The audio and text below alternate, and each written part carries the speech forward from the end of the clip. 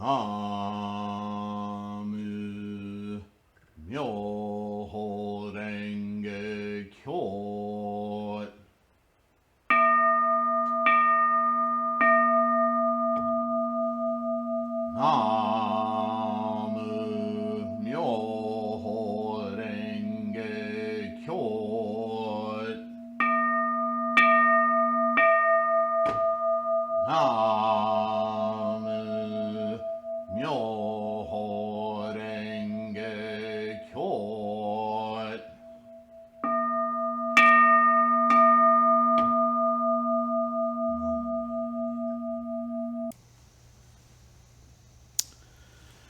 Namu MyoHoRenGeKyo. Namu MyoHoRenGeKyo. Namo MyoHoRenGeKyo. Namo MyoHoRenGeKyo. Namo MyoHoRenGeKyo.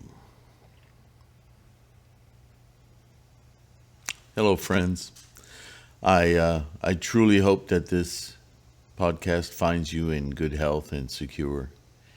Those are not empty words. They're sincerely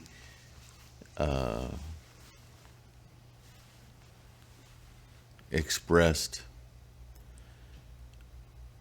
I don't want to start this video on a downer, or this podcast on a downer, but every day, whether we focus on it or not, I think we're all very much aware of the dystopia we live in that the state of politics, the state of how people's minds are utterly controlled. And we talk a lot in Buddhism about how we are working really toward, quite simply, controlling, observing, so that we can control, direct our own minds, rather than being led by them being the thought energies of influence from our environment, from bad interpretations, from easily inculcated desires, and just, this is the age, right? Shakyamuni said it. This is the age of greed and manipulation and foolishness, stupidity. Why stupidity? Why foolishness? Because we're not being aware. We're not being reasonable. We're just constantly reacting. What are you reacting to? What? This universe is a huge, unfathomably huge engine. Ka-chug, ka-chug, ka-chug, ka-chug. Constantly doing the same thing.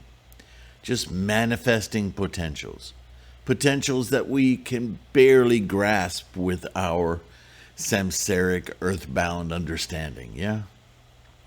Things like quasars and black holes and time and space. They're concepts almost beyond perception. And yet those very concepts are at work in our own bodies, in our own neighborhoods, in our own minds. And if we could, with reason, with rationale, with empirical observation, but see this amazing process, then the little blurps and bleeps of opinions and manipulations and mimetics and stuff, we could, like looking at a baby babbling, be entertained by it without being overtaken. But we live in a time where every bleep and blork and fart and burp that somebody utters completely changes our sensibilities, our ideas of what we're experiencing. Hello, where are you going?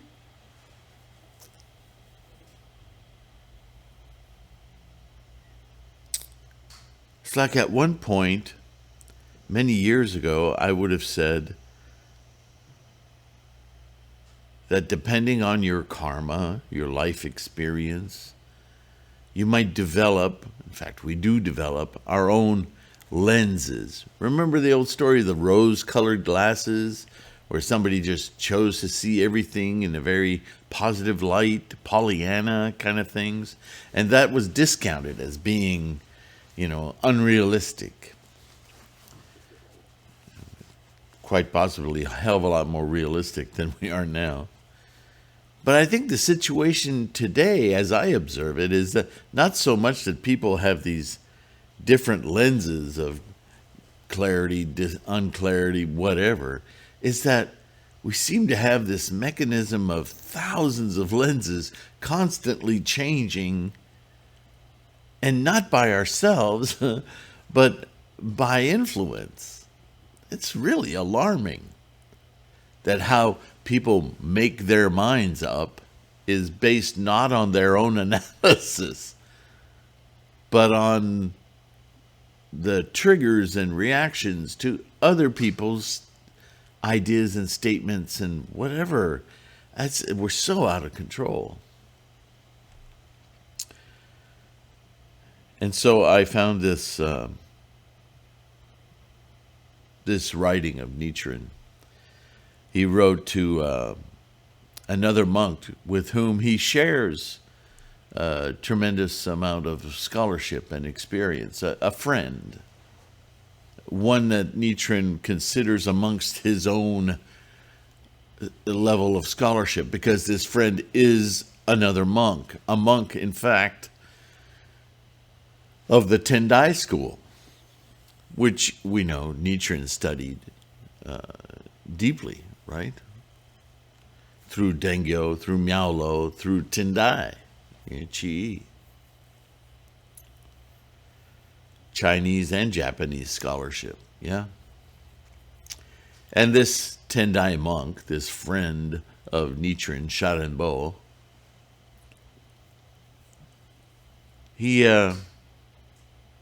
he's gained a lot of conviction and confidence about Lotus Sutra Buddhism, which is what was the core of Tendai, from Nichiren. And so he's, I guess you could say, converted.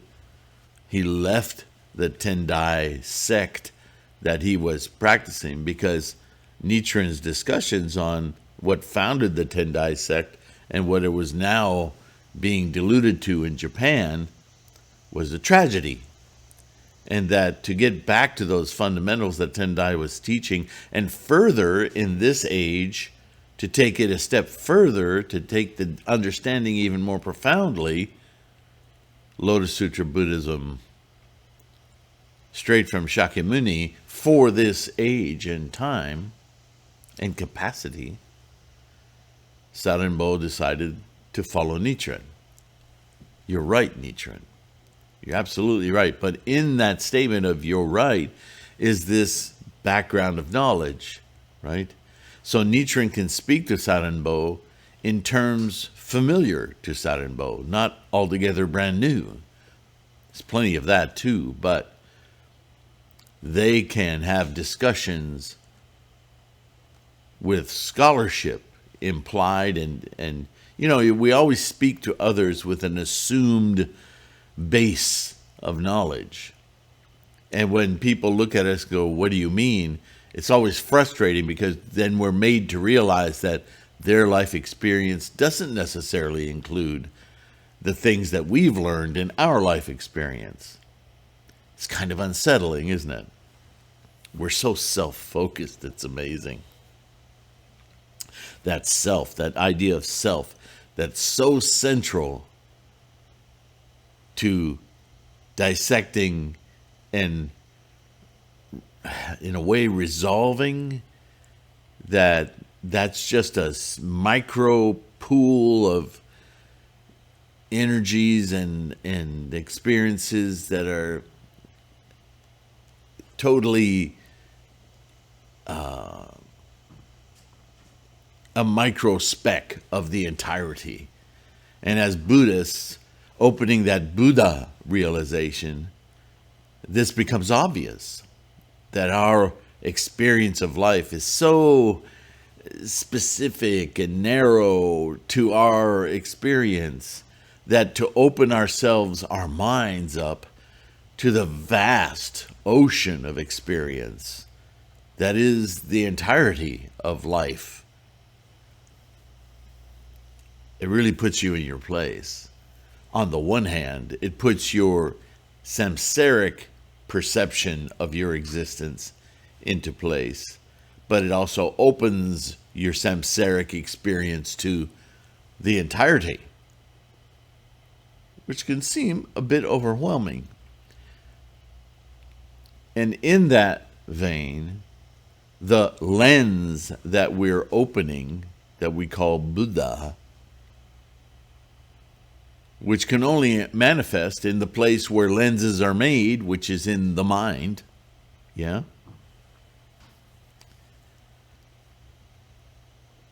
What we begin to understand, and as we chant and we practice more and more, we more and more inculcate this kind of a lens into our lives, is that not only our own fleshy, thingy adventure of life constructs our experience of life, but all of life in other galaxies, in the gases and sinews of energies that connect everything in the universe, it's all at play. That in a way, living samsarically attached, right? Possession, loss, all of the emotional foibles are about this tiny little spectrum of life that we own for ourselves is actually not as insular as... See, by living that way, we restrict our experience of life to that which we quote-unquote know. But in fact, with Buddha mind, with that lens, we come to know that all of it, from sun flares to earthquakes to orgasms and observations of the universe, they're all equally a part of our being. It's so immense.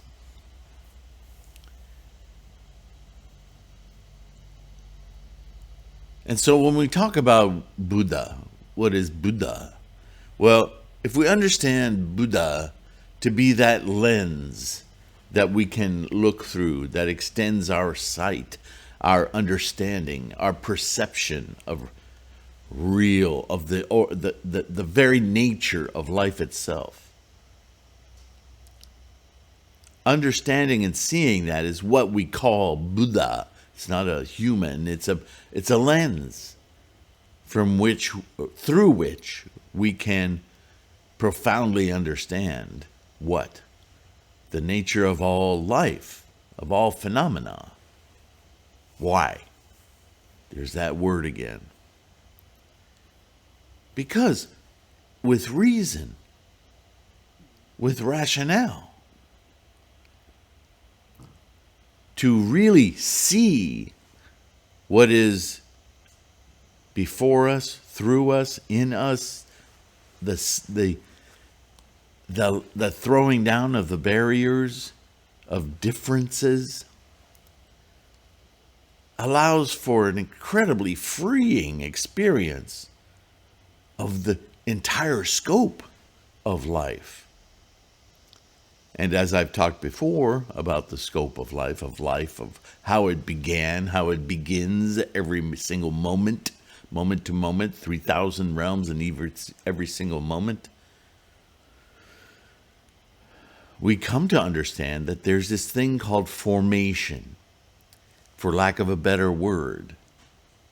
We label this part of the process where from nomina, from quiescent energy, comes whatever you want to call it, a disturbance, an influence, a spark, whatever you want to call it. Could be gentle, could be enormous. Something creates action. Creates is an action. You see, it's hard to put words around this moment where energies take a certain tendency. And maybe that's from a condition, a pre-existing condition. There's a term we know. Or it is a condition and then establishes a tendency by its condition. But what we do know is that every single thing in the universe, molecule, gas, solid, space itself, the idea of mass, of thing, is constructed.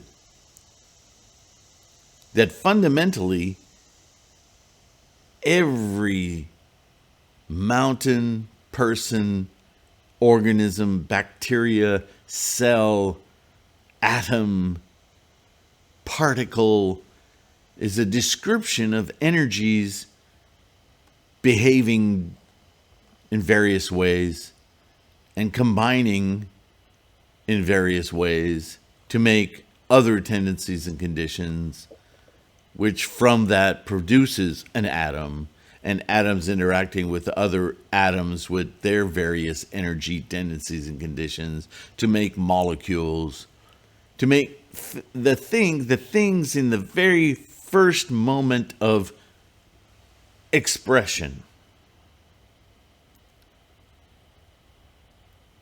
That sphere of formation toward forms, which then again go through formations to produce other forms, so on and so forth, that itself you could describe,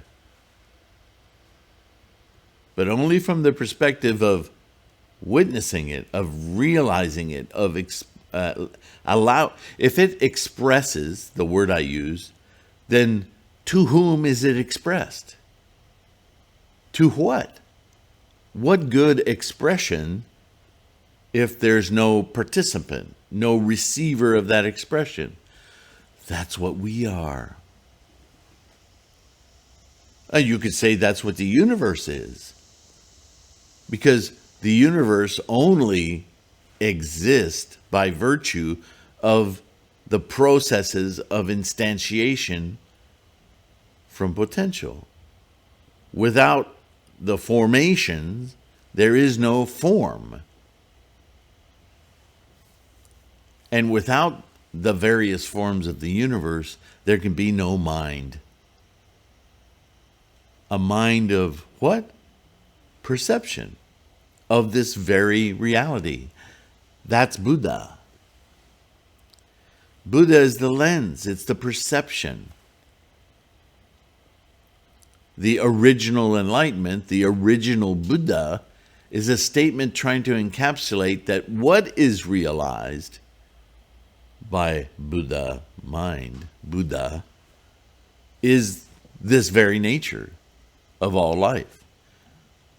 And therefore, what Nichiren is going to talk about in this writing to Sarenbo is about the 3,000 realms and the fact that what it indicates fundamentally is that all of thingness is itself an expression, just as you and I are, of enlightenment, of Buddhahood.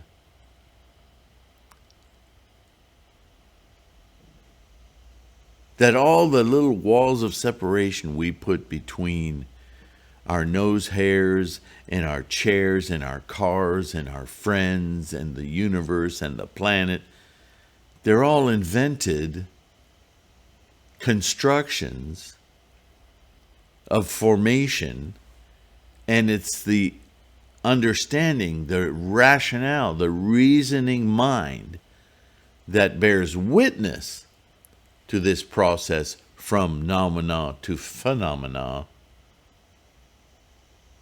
that is awakening, that is Buddha-ness.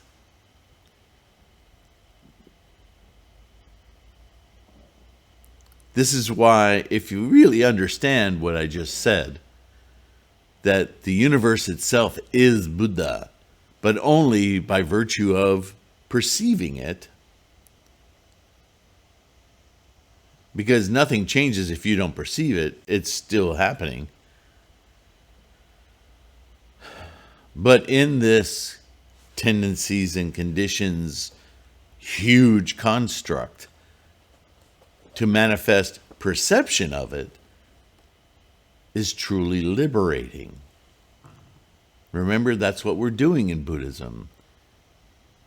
Rather than just being slavishly reacting to the innumerable processes of life and being like a blade of grass or an ant, we, because we're sentient, have the unique opportunity to perceive the nature of the whole thing, which, by virtue of understanding it, brings about compassion, brings about connectivity, brings about a liberation from fear, anxiety, stress. We suddenly see that we're part of the drama, part of the whole thing. We can actually reason and perceive and experience this incomprehensible magnificence of process of life, of formation and decay and instantiation and extinction. We can witness it. And it's so amazing that any petty little differences between things is just, it's like trying to identify molecules of water within a pond. It's just, okay. Yeah, a pond is a little bit of different of a thing if you go swimming in the pond, understanding that it is billions and billions of molecules of water. That's kind of exciting, but still a pond. And it still indicates that the pond isn't so much different from you. You and I are ponds, ponds filled with molecules of varying formations. Equanimity. You probably heard my little dog's in here with me making breathing noises. So we start with an introduction, and you know how much I love these introductions. But let's see what it offers us. This writing is called Shoho Jisso Sho. It's a letter that was sent to Tendai priest Sarin Bro. Though the original manuscript has not been found, there are a number of different opinions and many questions regarding Sarenbo and his biography. In this letter, Nichiren Shonin speaks of the doctrine of all phenomena as ultimate reality. And that is what I've tried to preface this talk with. I hope that makes some sense. Please let me know if I either confused or left out, or maybe you just have a question about this very statement, all phenomena as ultimate reality. See, that's a statement about the process that's just ongoing. Yeah.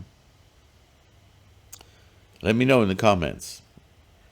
And relates it to the doctrine of the 3,000 existences contained in one thought moment. Existences. Realms. realms. Existences sound so permanent, so identified. And that's an incorrect way of thinking about it. Realms is much more. Because realms are fluid, right? They're areas of activity. They're not existences, right? If I were to say to you, when you stubbed your toe the other day and you got really mad at the ottoman or whatever, or you got crushed by the pain and you cried for an hour, and if I said, well, that was your existence, that's what you were a crying heap of pain, well, you might agree with that wording, but there was a lot more going on in your life than just that. You may have been focused there, but it wasn't an existence. It was a set of realms that you were experiencing. You didn't exist as those realms. You were transmigrating through many, right? From rage to animality to, right? I want to protect my toe. I want to take revenge of the pain that I'm feeling. The crying response, the emotions. You were roiling through a bunch of realms. You weren't simply existing like a thing. You didn't flip a switch to this bag of pain and all the rest. In fact, it was different than the moment you were when you were a child and stubbed your toe. And it will be different in the future. Because it's not an existence. It's realms that you're transmigrating through. So again, translations.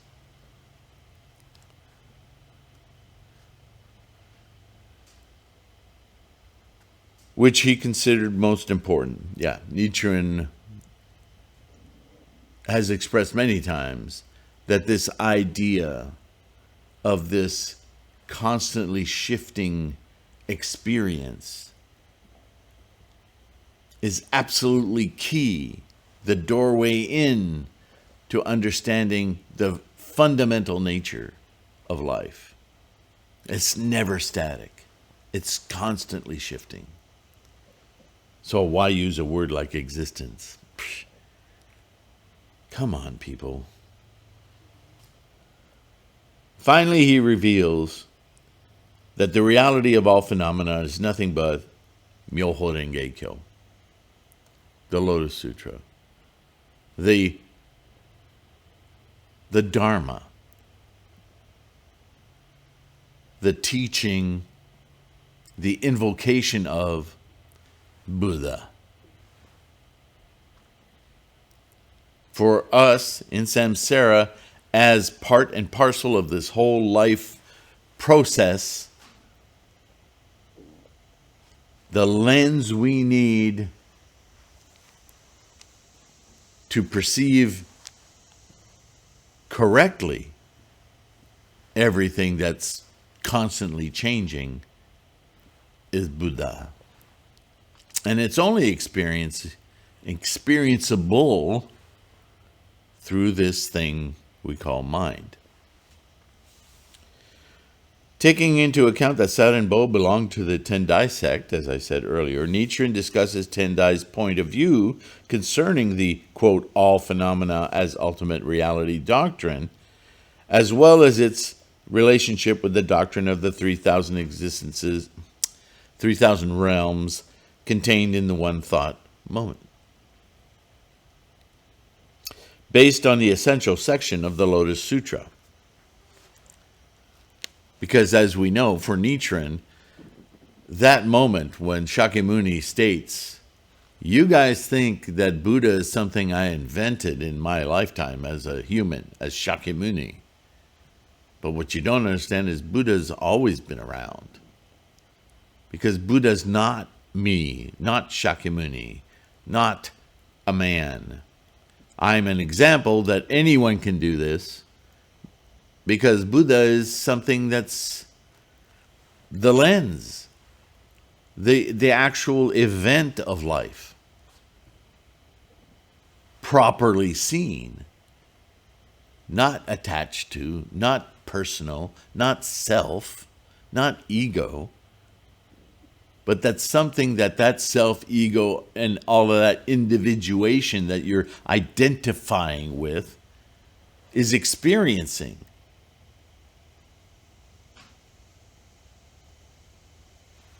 Right?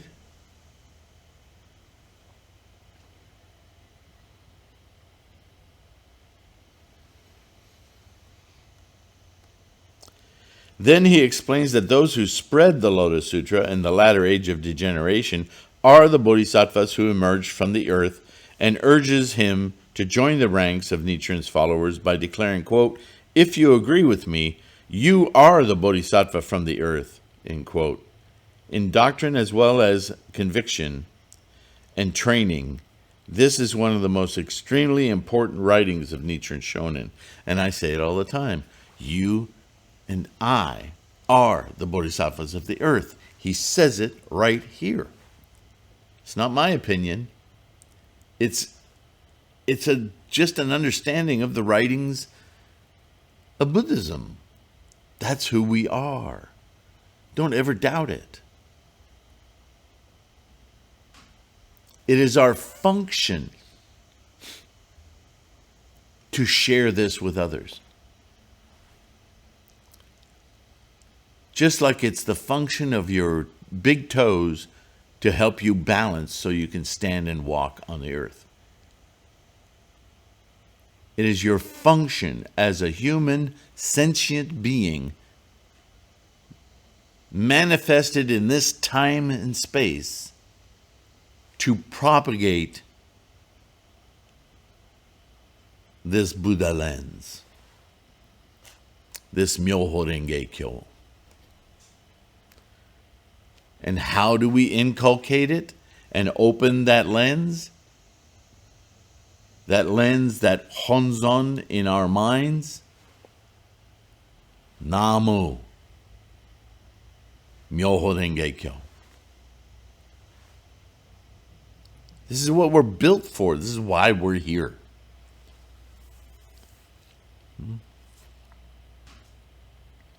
In brief, Nichiren encourages Sarenbo to leave everything to the Lotus Sutra and endeavor to strengthen his conviction and training by telling him, quote, "You should establish your renown as the practicer of the Lotus Sutra and dedicate your whole life to it." In the postscript, Nichiren reveals that he has written about the doctrines, quote, "that I, Nichiren, have awakened myself." So, to know, to feel, to own that our existence is bodhisattva. Bodhisattvas to propagate Namo MyoHoRenGeKyo, to know that that is why we're here. We may have jobs, we may have husbands and wives and children and all the other stuff. But the reason and the experience of all that stuff that we exist today in this time and space is to practice, gain conviction, and propagate Namo MyoHoRenGeKyo. How do you propagate Namo MyoHoRenGeKyo? By having conviction and studying. Because others will come out of the woodwork to learn from you.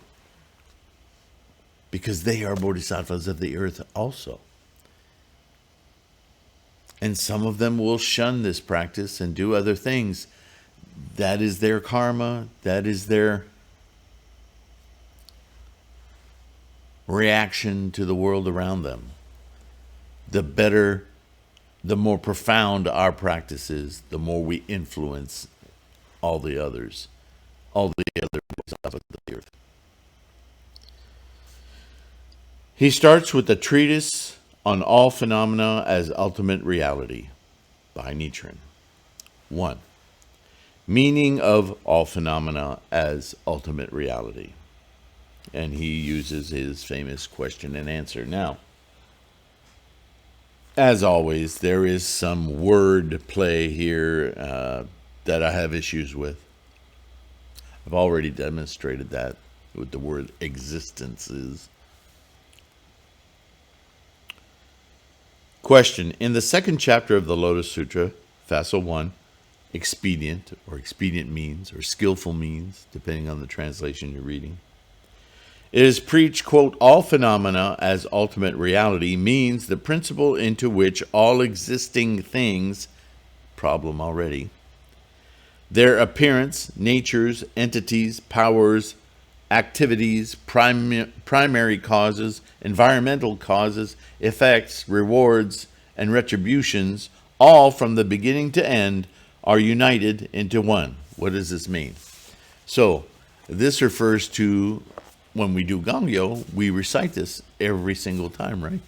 Nyose Sho, Nyose So, Nyose In, Nyose En, Nyose Ka, Nyose, the whole, that's a teaching, a primary teachings of Shakyamuni, right? That everything has these 10 factors. Everything we identify has these 10 features, these factors of existence, right? But all of that is to understand that ultimately they're just form from formlessness. And what we're just trying to dissect in Buddhism is that formation. That's the locus of our study. And when we realize that there's no difference in formation for any resulting form, that's our Buddha lens. That's equanimity. You see, I'm trying to tie this in for you.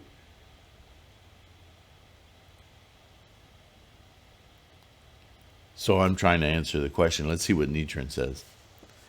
It means that the whole world is divided into 10 realms, from the bottom of hell to the top of Buddhas, and everything in the 10 realms without exception is the manifestation of the Lotus Sutra of MyoHoRenGeKyo.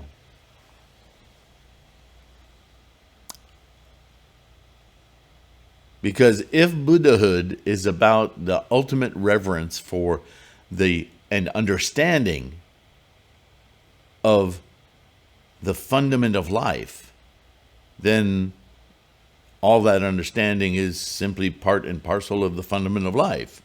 There's no difference. Wherever there are dependent rewards or manifestations, such as plants, trees, land, there exist living beings known as principal manifestations, rewards it says here, but the reward, it's really manifestation. In other words, the ultimate manifestation of the whole process of life in the universe, it's kind of human-centric, but it's the mind, the sentient mind, the mind that can perceive itself as a construction. That's a very powerful, amazing thing. And there's nowhere else in the universe where you and I can witness that is occurring. There's just this process going. And if it weren't for our mind of experience, then there would be no need for practice. There would be no need. There would be no perception. So we're the logical conclusion of an enormously complex formation, right? And that complex formation results in a mind that can perceive that complex formation, which itself is a construction of perfect circle.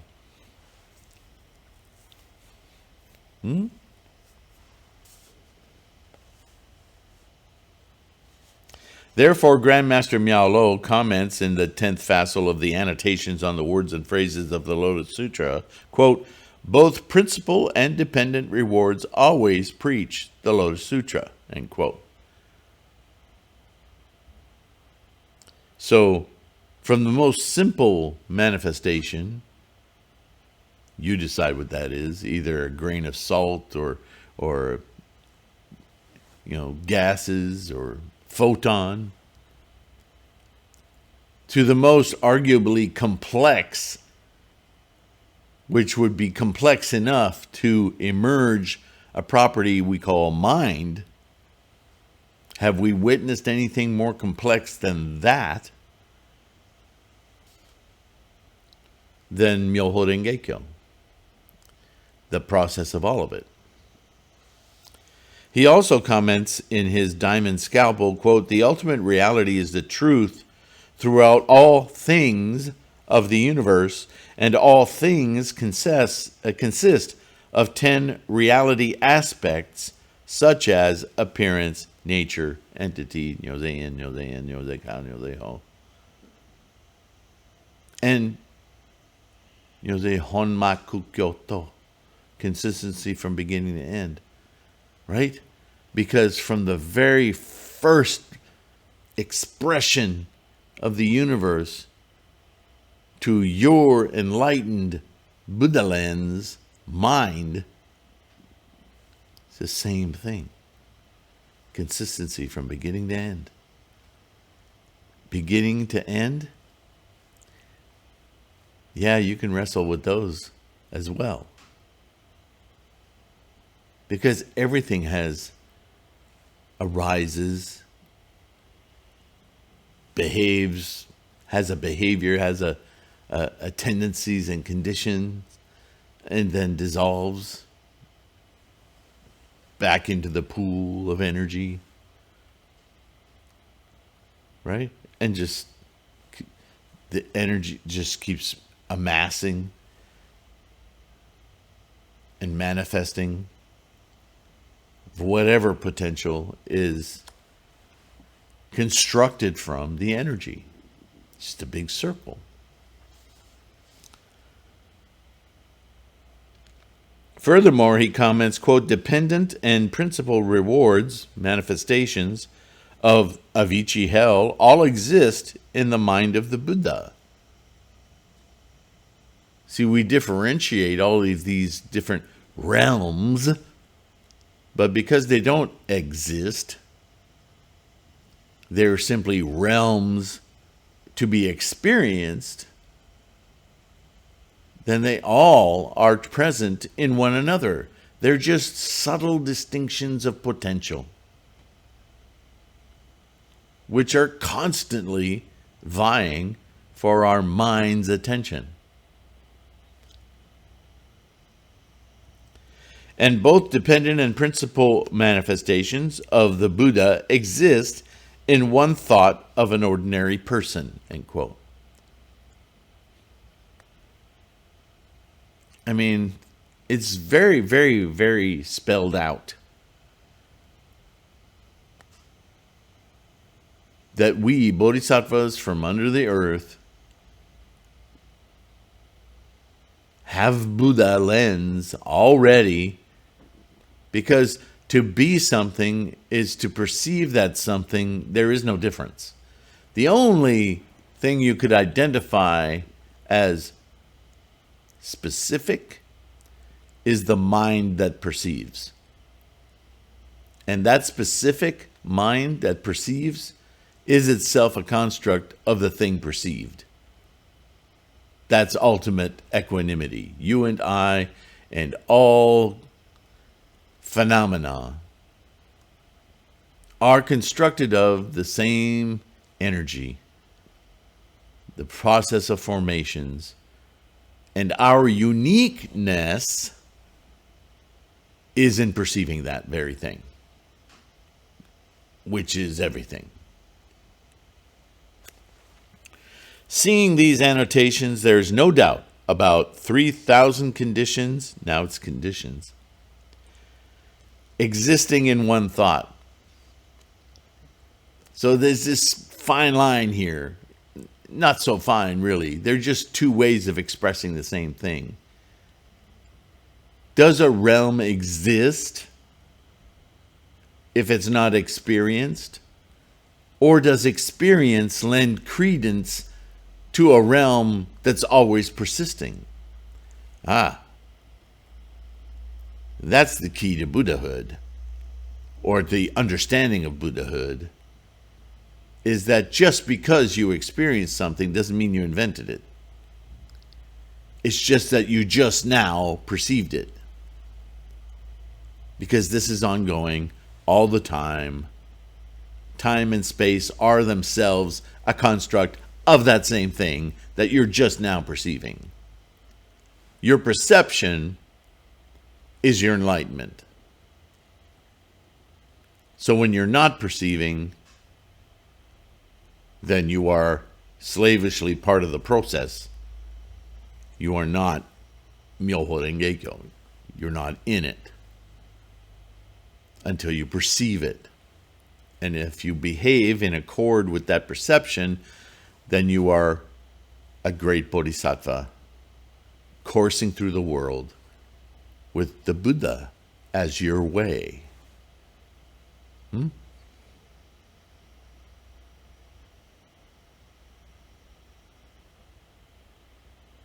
Therefore, the appearance of the universe is not different from the 5 letters of, or the 5 characters. Again, there's that translation bias. Those aren't letters on your mandala. They are characters. They represent conceptual information. Otherwise, Daimoku would have no meaning. It is the characters of MyoHoRenGeKyo and the entirety of the teachings of Shakyamuni that are expressed in those characters that make the recitation an invocation of the Dharma, the experience of Buddha. Not simply a name or letters or word. That's not what these are. And so there's another heinous error in translation. The universe is not different from the 5 characters of MyoHoRenGeKyo. Because MyoHoRenGeKyo describe the very formation of that universe. No, they're not letters. Crap. Why is it so hard to get? As for Shakyamuni Buddha and the Buddha of many treasures, when functions of the 5 characters save people or liberate people, they appear as 2 Buddhas nodding at each other as they did when the appearance of the Stupa of Treasures chapter was expounded. So,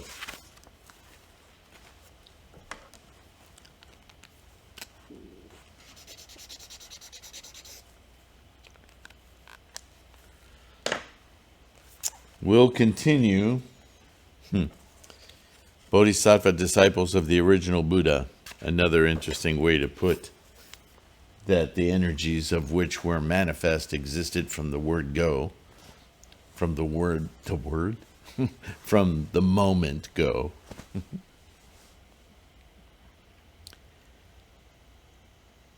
So as much as I'm trying to explore the meanings of Nichiren's words, Shakyamuni's words, all of these scholars' words, to help profoundly, simply understand what Buddhism is about, you can see also from my struggle with this language of translation that all of us really, really, really have to pay attention when we're reading anything with regard to Shakyamuni's teaching. Because depending on the translation, the person, their inculcated belief systems, their cultures, their language, their meaning in trying to convey language, we need to be able to peer through those words and grasp the jewels of meaning from the Dharma, from the teaching of the Dharma. And don't let those words get in your way. I am as hyper-vigilant about that as I can be, and I'm sharing that with you because I want you to see how easily it can be missed. And you might say, so what if it's missed? I get the idea. Maybe you do, maybe you don't. Because it's the nature of slippery little words like that that can result in very deeply habit-forming misunderstandings. And if you really understand, the more that we do this, Buddhism gets easier and easier because it's really hammering home the same message over and over and over. In different forms, be it because we are different assemblages of karma, and the path to our awakening varies. So we tell these stories variously so that within the story's meaning, we start to find this resonance, this truth, this singular vision, right? Okay, it's time to thank you all for being here, for listening, and I am sincere about that because without you, this channel is just noise in the ether. Let me know if I've raised a curious, if there's a language problem, if there's a perceptive problem, if there's a doubt. Use the comments. Let me know so that we will address it. Right? Do you remember your elementary school teacher saying, or your junior high school teacher saying, ask the question, even if you think it's dumb. It's not dumb. Because guaranteed, a lot of other people in this assemblage, our Sangha, are wondering the same thing. And they might forget to ask, or they may be embarrassed to ask. Maybe you're the courageous one. But if there are questions, we need to answer them. Because doubts should not be allowed to fester. Right? Namo MyoHoRenGeKyo. Thank you for your practice. Thank you for clicking like, subscribing especially. And don't forget to use all the resources, not just this channel. You know, there's a video you can find on this channel that's about how to use these resources. It has pictures of the search bar that I keep talking about in the middle of the home page. Yeah? That you get to by clicking on the avatar for this channel. So you can search this 750 video library and constantly adding to it, yeah? Download the podcast, the audio podcast. You can keep those on a hard drive, a phone, or whatever, and listen to them whenever you like. All right? Use the threefoldlotus.com website. There's all kinds of data there, answers to common questions. You can print them out. You can download them. It's all free. I've written many books. I'm not a great writer, but I've tried to encapsulate a lot of these concepts, whether it be about certain ways of practicing, or you okay, Chloe? Namo MyoHoRenGeKyo.